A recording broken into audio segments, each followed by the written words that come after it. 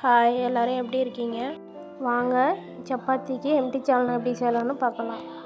ஒரு மிக்சரில் ஒரு கைப்பிடி அளவு தேங்காய், 1 டேபிள் ஸ்பூன் பொட்டுக்கடலை, 1/2 ஸ்பூன் சோம்பு, 3 முந்திரி, 2 கிராம்பு சேர்த்து பேஸ்ட்டாக அரைச்சி வச்சுக்கலாம். ஒரு வானலில் 2 டேபிள் ஸ்பூன் ஆயில் விட்டு 1/2 ஸ்பூன் சோம்பு, ஒரு சின்ன துண்டு பட்டை, 3 கிராம்பு, 2 பிரிஞ்சி இலை, 2 பெரிய வெங்காயம் சேர்த்து நல்லா வதக்கிக்கலாம்.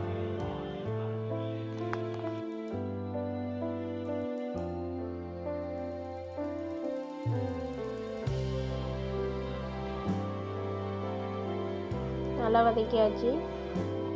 2 பச்சை மிளகாய் அதையும் சேர்த்து நல்லா வதக்கிக்கலாம். 1 டேபிள் ஸ்பூன் இஞ்சி பூண்டு விழுது சேர்த்துக்கலாம். பச்சை வாசனை போக நல்லா வதக்கிக்கலாம். 1 பெரிய தக்காளி அதையும் நல்லா வதக்கிக்கலாம். தக்காளி நல்லா வதங்க உப்பு சேர்த்துக்கலாம்.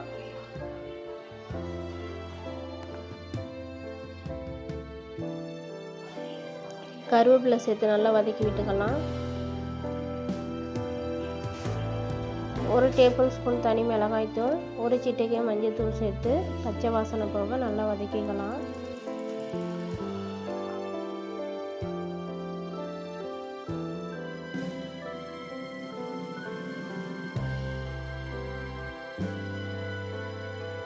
இப்போ ஒரு கைப்பிடி அளவு புதினா கொத்தமல்லி சேர்த்துக்கலாம். சேர்த்து நல்லா வதக்கி விட்டுட்டு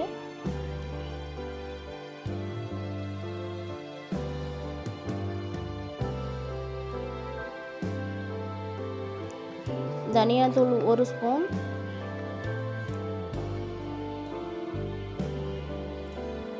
அரை ஸ்பூன் கரம் மசாலா, அரை ஸ்பூன் சிக்கன் மசாலா சேர்த்து நல்லா வதக்கிக்கலாம்.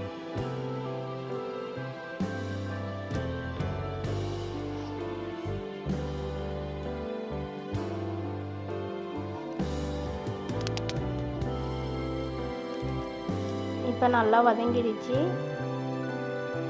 கொஞ்சம் தண்ணி சேர்த்துக்கலாம். 2லேருந்து 3 நிமிஷம் வரைக்கும் நல்லா கொதிக்க வச்சுக்கலாம். தேவையான அளவு உப்பு சேர்த்துக்கலாம்.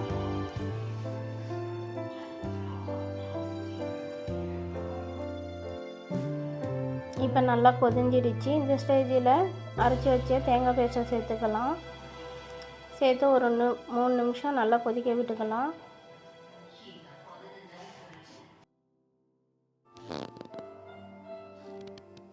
இப்போ நல்லா ரெடி ஆகிடுச்சு. இந்த ஸ்டேஜில் கொத்தமல்லி தூவி ஸ்டவ் ஆஃப் பண்ணிடலாம். ரெடி ஆகிடுச்சு. இது சப்பாத்திக்கு மட்டும் இல்லைங்க, இடியாப்பத்துக்கும் சூப்பராக இருக்கும். என்கிட்ட இருக்கிற பொருளை வச்சு சிம்பிளாக இந்த சால்னா செஞ்சுருக்கேன். செஞ்சு பார்த்துட்டு நீங்களும் எப்படி இருக்குன்னு கமெண்டில் சொல்லுங்கள். தொடர்ந்து சப்போர்ட் பண்ணுங்கள் ஃப்ரெண்ட்ஸ். பாய்.